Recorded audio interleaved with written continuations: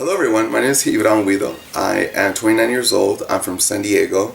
I'm currently a doctoral student at UCSD in the Department of Literature and Cultural Studies, and I identify as queer Chicano. I remember that part of my experience bridging my academic and my activist work, or my academic and my community work, was finding figures in the literature that were gone and would pass from HIV/AIDS.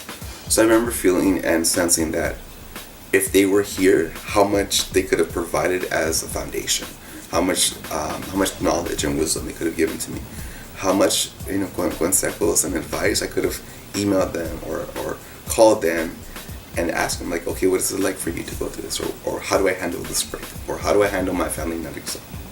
But they were gone. There are particular figures like Gil Cuadros, for example. He's a writer. And an activist. He passed from HIV/AIDS, I believe, at the age of 33, but he was diagnosed at 25. So, and other folks as well, but I think particularly with his narrative was that I felt so connected with him because he was so young and he was doing work that was very much life-saving, and at the same time he was no longer here. So I feel like part of that work, being an HIV/AIDS test counselor and trying to be an academic, or shaping myself to be an academic, was trying to bridge, right? What is it like to have contracted HIV and or talk about it and or bring it to academia?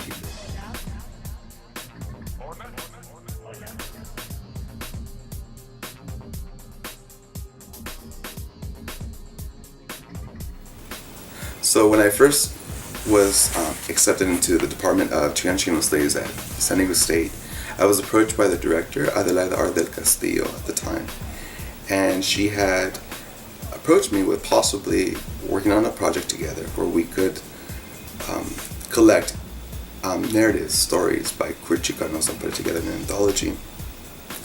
So as soon as she had mentioned that, I was like, okay, like I wanted to jump on it because I wanted something like that for myself when I was coming out. I never had. All the narratives I would find for gay Latinos were that they were gone, they passed from HIV/AIDS, they were beaten and brutalized, they were cast out by their families. So I wanted some, or they weren't even like Mexicanos, they were Latinos, and so I wanted that as a representation. So when she approached me to do it, I jumped on the project, and I could say that working on that anthology has saved me many times in my own personal. Part of my experience in coming out in academia was I was told that you don't exist, that there isn't ever a representation of you, that you're wasting your time. And so finding this own history really contextualized who I was and what I wanted to do.